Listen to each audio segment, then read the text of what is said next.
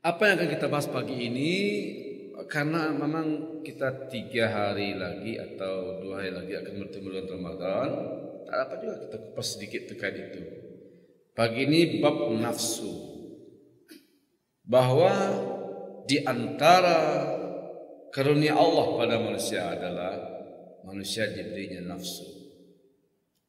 Di nafsu itu karunia Allah, maka tidak boleh nafsu dimatikan. Tidak boleh juga diperturutkan. Nah, nafsu itu dibimbing, dididik, dilatih.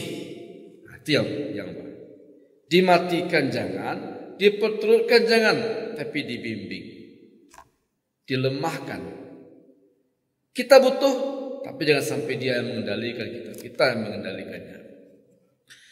Nafsu itulah yang membuat orang bergerak, berusaha, dan karena itu terjadilah perkembangan, terjadilah pembangunan, terjadilah peradaban. Kalau orang tidak ada nafsu kepada lawan jenis, tidak akan ada perkawinan, lalu tidak akan ada keturunan, maka punahlah manusia. Kalau tidak berselera orang ke dunia, tidak mau orang kerja. Makan tak namu, ikut segala tidak, itu biasanya nunggu mati itu. Tidak berselera. Tapi karena dia berselera kepada harta, dinafsu kepada harta itu Allah yang kasih. Maka orang bekerja keras. Maka muncullah di mana-mana ada pertanian, ada peternakan, ada ini. Kenapa? Karena orang bernafsu, berselera kepada harta. Jadi selera kepada harta itu adalah anugerah yang Allah berikan, sehingga karenanya manusia bekerja. Selera kepada makan juga begitu. Kenapa orang pagi-pagi subuh-subuh sudah pergi ke lapangan pekerjaan segala macam? Itu judulnya adalah memberi makan anak istri segala macam. Jadi intinya dalam konteks ini, nafsu adalah energi yang mendorong manusia untuk berkreasi, untuk berkontribusi, untuk beraksi dan segala macam. Tetapi yang perlu kita ingat juga, tabiat nafsu adalah nafsu itu tak pernah puas. Itu mesti kita ingat itu. Jadi kalau kita perturutkan seperti apapun, tidak akan berhenti dia. Dapat 1 mau 2, dapat 2 mau 3, dikasih 3 mau 4. Sampai kapan? Terus begitu nafsu. Kan dikatakan oleh Rasulullah SAW, seandainya diberilah keinginan manusia itu 2 lembah emas, tidak sekilo 2 kilo, 2 lembah. Laukana libni adam wadiyani min zahabin. Kalau seandainya ada orang punya 2 lembah emas, puaskah dia, berantikah hanya? Enggak, dia akan cari yang ketiga. Jadi kalau lapek kok mungkin laku yang tidak puas. Mungkin sebelum dapet mah itu kecil-kecil, ambo Ustaz, selama kama jalan kaki. Dapet sepeda boleh jadilah laksana timur. Apakah manusia ini kalau sudah dapat sepeda berhenti? Oh enggak. Dapat sepeda tak kenal dah. Unda tentu ini pokoknya unda ada ngayuh. Dapat motor berhenti kan dia? Oh tidak, dia boleh terbayang mobil. Orang sudah punya mobil, apa angan-angannya? 2. Atau dapat mobil terbaru, itu kan lama gantinya baru. Dapat itu enggak, dia akan berhenti punya pesawat pribadi dan segala macam. Terus sampai kapan? Kata Rasulullah SAW, nafsu itu baru berhenti kalau udah mati. Jadi memang dimatikan jangan, tapi diperturutkan jangan. Karena kalau kita perturutkan kita akan capek, letih. Carilah orang paling kaya di Indonesia, tanya kanyo. Lakunya juga alun. Kini ambo baru orang paling kaya di Indonesia. Target ambo menjadi orang paling kaya di Asia Tenggara. Cari orang yang paling kaya di Asia Tenggara. Puaskah dia? Oh enggak, targetnya naik. Menjadi orang terkaya nomor 1 di Asia. Terus begitu. Nah itu yang akan kita putuskan. Waktu kita terbatas, umur kita sempit. Nah kalau kita putuskan nafsu seperti tadi, inilah yang banyak menjerumuskan orang. Sedang asli-aslinya memperturutkan keinginan, dia wafat sebelum sempat mengerjakan kewajiban. Itu satu. Yang kedua, nafsu itu cenderung liar, cenderung membangkang. Penolakan, pembangkangan itu kecenderungan nafsu. Maka kalau kita biarkan, maka dia akan membangkang pada siapapun, pada orang tuanya, bahkan pada Tuhannya. Togho namanya. Amma man togho wa asal hayatad dunya. Dia bangkang pada Allah, yang penting dapat dunia. Jadi memang tipenya membangkang. Kalau bukan karena agama, kalau bukan karena didik, dia akan membangkang. Siapapun punya potensi untuk menjadi pembangkang. Nah, karena itulah maka Bapak Ibu Allah muliakan, Allah berikan seperangkat aturan untuk mengendalikan nafsu ini. Di antaranya adalah puasa. Di puasa ini syariat yang Allah turunkan untuk mengendalikan nafsu agar kita tidak celaka, agar kita bahagia, agar nafsu kita yang aslinya liar, binal, menjadi tenang, terkendali. Kalau dia tenang dan terkendali, yang muncul adalah manfaat. Seperti kuda liar. Kuda liar kalau sudah dilatih, terus dididik sedemikian rupa, dia akan bermanfaat menjadi kuda perang, kuda pacu atau bendi. Setelah dilatih, dididik, dan kemudian matanya dipakaikan sesuatu yang fokus ke depan, ditutup matanya sehingga hanya lihat ke depan. Jadi nafsu itu dilatih, dididik, dan cara mendidiknya diantaranya adalah puasa. Nafsu apapun. Jadi puasa itu semangatnya adalah melatih kita untuk menahan diri dari apapun, dari apa saja. Nafsu itu kan bisa berupa keinginan untuk makan dan keinginan untuk minum. Nafsu pada makan, syahwat makan. Dilatih, bukan nggak makan-makan, tapi ada waktunya, ada kadarnya, itu yang dilatih. Pertama dilatih, ada yang boleh, ada yang enggak, berarti ini enggak boleh. Jadi kita sudah mulai menahan, tidak semuanya yang enak mesti kita makan, tidak semuanya yang enak mesti kita masukkan ke dalam perut. Ada batasannya. Batasannya adalah jangan lakukan yang haram ini. Nah, selesai. Yang kedua, berarti kalau kita sudah tinggalkan yang haram, tinggalnya halal. Yang halal pun dibatasi. Jangan berlebihan. Nah, selesai. Jangan mubazir. Selesai. Sisanya dilatih lagi, ada waktunya. Jangan lakukan di bulan Ramadan. Nah, kalau waktu dilatih begitu-begitu, akhirnya nafsu itu tidak membangkang.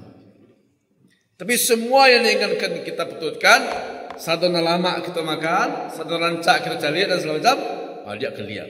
Dan tidak akan pernah lihatlah.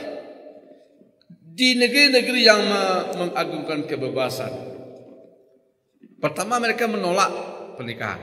Tidak ada itu. Akhirnya mereka lampiaskan nafsu mereka melalui perzinahan.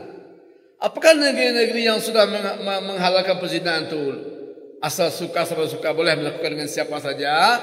Puaskah mereka? Oh enggak. Mulai mereka cari apa lagi yang baru? Apa lagi yang baru? Mereka lakukan dengan sesama jenis. Laki-laki ya laki-laki, bersih bersih. Ketika itu dibetulkan, puaskah mereka? Oh enggak. Mulai cari apa lagi yang baru? Apa lagi yang baru? Dan ada yang bahkan melakukannya dengan binatang. Bahkan ada setelah dengan ini mereka nggak puas, bahkan melakukan dengan kerabat, incest namanya, bapak dengan anak dengan ibu segala macam. Puaskah mereka? Oh enggak. Terus mereka tidak akan pernah puas. Nah, kalau nafsu kita betulkan, kita akan capek, kita akan letih, dan kita akan hancur. Nah, puasa melatih itu. Pertama, jangan makan yang haram. Oke. Tinggal yang halal. Yang halal ini jangan berlebihan. Oke. Tinggal sedikit. Yang sedikit ini tahan di bulan Ramadan. Nah, kalau nafsu kita terlatih begitu, hanya makan yang baik-baik, hanya makan sesuai dengan kebutuhan, dan pada waktu-waktu yang tepat, maka dia akan bahagia, dia akan sehat, dia akan tenang. Dia nafsu itu akan tenang dia. Dan nafsu yang tenang inilah yang dijanjikan oleh Allah surga. Ya ayyatuhan nafsul mutmainnah, Wahai jiwa-jiwa yang tenang, wahai nafsu yang sudah terkendali, irji'i ila rabbiki radiyatan mardiyah. Silakan kembali ke Allah. Allah redha, kamu pun redha. Fadkhuli fi ibadi, bergabung bersama hambaku, bersama orang soleh, bersama para nabi, bersama para rasul. Masuk dalam kelompok mereka. Wadkhuli jannati. Terus silakan masuk surga. Dimasuk surga berkelompok-kelompok. Sebagaimana orang masuk neraka pun berbondong-bondong, berkelompok-kelompok. Wasiqal ladzina taqaw ilal jannati zumara. Berkelompok-kelompok. Ini kelompok orang-orang suka sedekah, ini kelompok orang-orang jujur, ini kelompok orang-orang rajin salat, ini kelompok orang-orang yang suka puasa. Ada kelompok-kelompoknya. Nah, sebanyak itu kelompok-kelompok yang masuk surga, masa kita enggak masuk dalam salah satu komunitas? Kalau neraka juga ada kelompok-kelompoknya. Wasiqal ladzina nakafaru, kalau wasiqal ladzina taqaw ilal jannati zumara, orang yang bertakwa masuk surganya berkelompok-kelompok. Kalau orang kafir, wasiqal ladzina kafaru ila jahannam zumara, masuk neraka juga berkelompok-kelompok. Ada yang masuk kelompok-kelompok penguasa yang zalim, itu di kepala rombongannya Fir'aun tuh. Ada yang masuk neraka karena dia orang kaya yang sombong, yang angkuh, yang kikira, itu kepala rombongannya Qarun tuh. Macam-macam. Balik kita yang tadi. Berarti nafsu itu dilatih, dididik, bukan dimatikan dan tidak diperturutkan. Nah, semua nafsu, kepada apakah nafsu tertarik? Kalau satu kata, maka itulah dunia. Dunia itu nanti dibagi-bagi. Nah, itulah nanti yang ditegaskan oleh Allah dalam surat surah Ali Imran kalau enggak salah ayat 14. A'udzubillahi minasyaitonirrajim. Bismillahirrahmanirrahim. Zuyyina lin-nasi hubbus syahawat minan nisa'i wal banin wal qanatir muqantati minaz zahabi wal fiddati wal khayl musawwamati wal an'ami wal harth. Zalika matal hayatid dunya. 14. Ya 14. Zalika mata'ul hayatid dunya wallahu indahu husnul ma'ab. Dipandang indah di mata manusia. Hubbus syahwat, cinta memperturutkan hawa nafsu. Mencintai sesuatu yang memang membangkitkan selera.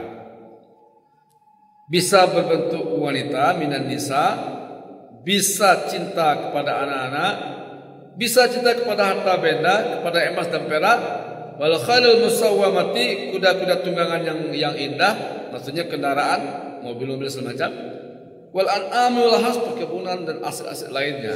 Itulah dunia. Zalika mata'ul hayati dunia. Wallahu indahu husnul ma'ab. Tapi dibanding semuanya itu ada yang lebih baik di sisi Allah. Allah janjikan balas yang lebih baik. Nah, berarti kita dilatih untuk menahan diri dari makan, menahan diri dari minum, menahan diri dari syahwat kepada istri, terus dilatih. Menahan diri dari selama Ramadan itu mungkin kita akan kekurangan tidur karena ada salat tarawihnya, bangun sahurnya. Tidur ini juga nafsu. Ini tidur Bapak Ibu kalau tidak ditahan dan dikendalikan, kita tidak akan pernah puas. Jelas kaum-kaum rebahan tuh yang kerajanya lalok saja, tidak peper. Lalok dari pagi sudah subuh sampai zuhur. Zuhur lalok terus malam lalok tidak peper. Sampai kapanpun tidak akan pernah puas-puas. Terus bagaimana? Emang dikendalikan. Ada masanya bangun, ada masanya tidur. Dan tidur itu ternyata juga tidak perlu banyak-banyak amat. Kalau kita lihat dari bagaimana Islam mengatur keseharian kita, coba lihat. Tidur itu pertama kan yang dianjurkan itu, kalau mau tidur juga sejenak, kailulah namanya. Kailulah itu sebelum zuhur atau setelah zuhur. Terus nanti habis isya segera tidur. Tapi nanti sekitar tengah malam bangun lagi. Berapa jaraknya? Di konsep 8 jam tidur tuh saya nggak tahu konsep secara kesehatan tuh apa. Tapi kalau dalam agama nggak banyak. Tapi yang dipastikan adalah Nabi mengajarkan kita tidur cepat, bangun cepat. Dan saya baru tahu ternyata kita nggak perlu tidur banyak-banyak, tapi tidur kita nyenyak, tidur kita dalam dan di waktunya. Dan waktu yang benar-benar dianjurkan untuk tidur itu setidak-tidaknya seminimal-minimalnya jam 11 sampai jam 1. Kalau Nabi pada Isa alhamdulillah tidur. Kau jam-jam 1 jago. Karena jam selain 1 itulah katanya sedang terjadi pembentukan sel darah merah segala macam. Nah, kalau di jam itu kita tidur, maka terjadilah proses itu. Kalau di jam itu kita bangun dan bergadang, bertanggang, dan dalam waktu yang lama, maka terjadilah penyakit macam-macam. Oke. Bapak Ibu Allah muliakan. Nah, jadi nafsu itu kita didik, kita latih agar dia tidak liar, agar dia tenang. Karena kalau kita putuskan dia tidak akan pernah puas. Dan kadang nafsu itu Bapak Ibu Allah muliakan melebihi kebutuhan, melebihi kemampuan. Suaranya tidak butuh. Lah kenyang, lah cukup sebenarnya. Tapi kadang nafsu itu makan. Padahal kebutuhan makannya sudah tercukupi. Tapi hobi ya, jadi hobi lagi, hobi makannya, makan sini, makan itu. Soalnya dia tidak perlu lagi kebutuhannya sudah tercukupi, tapi keinginannya melampaui kebutuhannya. Sudah umur 90 tahun, sebenarnya kalau dikaji-kaji itu harusnya fokus ke akhirat. Tapi karena nafsu diputuskan, entah karena umur 90 tahun tapi masih ingin mencaleg. 90 tahun belum mencaleg. 90 tahun masih ingin berkuasa, masih ingin mencari harta, masih ingin menambah aset. Padahal usia sudah 90. Enggak butuh lagi sebenarnya. Dan tidak perlu lagi dikumpulkan pun tidak juga akan termakan. Tapi nafsu tidak berpikir itu, pokoknya dapat sampai mati. Nah, mendidik nafsu itu Bapak Ibu Allah muliakan pertama dengan mentaati Allah, membikin dia letih, membikin dia lapar. Jadi nafsu makan aubeknya bikin dia lapar. Nah, nafsu seks obatnya bikin dia puasa. Maka kata Nabi, wahai para pemuda, kalau sudah sanggup menikahlah. Kalau belum sanggup, puasalah. Jadi puasa itu bukan matikan, mengendalikan nafsu seks. Terus nafsu itu juga obatnya adalah takut pada Allah. Di nafsu kalau sudah memuncak, obatnya takut pada Allah. Dia enggak takut penjara. Nafsu kalau sudah memuncak, dia enggak takut siapa-siapa. Karena akal warisnya sudah tidak lagi berfungsi. Jadi kalau nafsu lah memuncak, dia kehilangan rasa malu. Nafsu kalau sudah memuncak, dia akan kehilangan rasa takut. Ketika itu obatnya hanya satu. Ingatkan dia dengan neraka. Dan banyak orang-orang nyaris saja dia melakukan perzinaan kalau tidak dia ingat Allah. Nabi Yusuf kan begitu. Seorang Nabi. Hampir saja, nyaris saja. Kenapa nyaris? Karena Nabi Yusuf itu diam-diam suka kepada seorang wanita. Wanita sudah beristri. Suka ya. Walaqad hamma biha wa hammat biha. Dan wanita pun suka ke Nabi Yusuf. Jadi suka ke bini orang. Sampai di situ mungkin ada masalah. Tapi kalau kita betulkan itu baru sumber masalah. Terus nyaris saja. Kenapa nyaris? Karena suatu hari suami wanita itu pergi dan hanya ada berdua di rumah itu. Dan wanita ini, kalau sebagian mengatakan namanya Zulaikha, tapi tahu nama kita kesampingkan. Karena saking tidak tahan dengan nafsunya, wanita ini menutup semua pintu, mengunci semua pintu, dan dia yang proaktif menawarkan dirinya kepada Nabi Yusuf. Laki-laki mana yang kuat, masih muda, belum menikah, ada wanita, dia suka pada wanita itu, hanya berdua. Dan wanita itu yang datang menghampiri dan menawarkan diri. Apa kata Allah? Laula anraha burhana rabbi. Kalau tidak ingat Allah, tidak ingat larangan Allah, tidak ingat penjelasan Allah, pasti dia akan melakukannya. Jadi yang bisa mengendalikan nafsu yang memuncak itu karena neraka. Termasuk jemaah yang Allah muliakan, Allah mengatakan kalau seandainya homoseks, laki-laki suka ke laki-laki, tidak ada ubeknya. Ada yang mengatakan itu tidak ada obatnya. Ada. Obatnya adalah ingat ke dia tentang neraka. Wa amma man khafa maqama rabbih wa nahan nafsa 'anil hawa Adapun orang yang takut kepada Allah, dia menahan nafsunya, mempertuakan nafsunya, fa innal jannata hiyal ma', untuknya adalah surga. Kesimpulannya, Bapak Ibu Allah muliakan, karena puasa tujuannya untuk mengendalikan nafsu, nafsu makan, nafsu seks, nafsu marah juga dikendalikan selama puasa. Kalau terkendalikan, nafsu yang terkendali itu dinamakan nafsu mutmainnah, dan nafsu mutmainnah itulah yang dimiliki oleh orang yang bertakwa. Jangan matikan nafsu kita, tapi jangan diperturutkan, kendalikan, salurkan di saluran yang benar. Karena nafsu yang terkendali akan melahirkan banyak hal-hal yang positif. Semoga kita menjadi orang yang bisa menahan hawa nafsunya sehingga kita layak mendapatkan janji Allah dalam surat Az-Zar An-Nazi'at ayat 40, wa amma man khafa maqama rabbih wa nahan nafsa 'anil hawa fa innal jannata hiyal ma'wa. Adapun orang yang takut kepada Allah dan dia menahan nafsunya, maka untuknya tempat kembalinya yang layak untuknya, yang dipersiapkan untuknya adalah surga. Semoga nafsu kita menjadi nafsu yang seperti itu, yang terdidik, yang jinak, yang terlatih, yang patuh pada Allah, dan karena itu kita layak mendapatkan surganya Allah. Hadanallahu wa iyyakum ajmain. Assalamualaikum warahmatullahi wabarakatuh.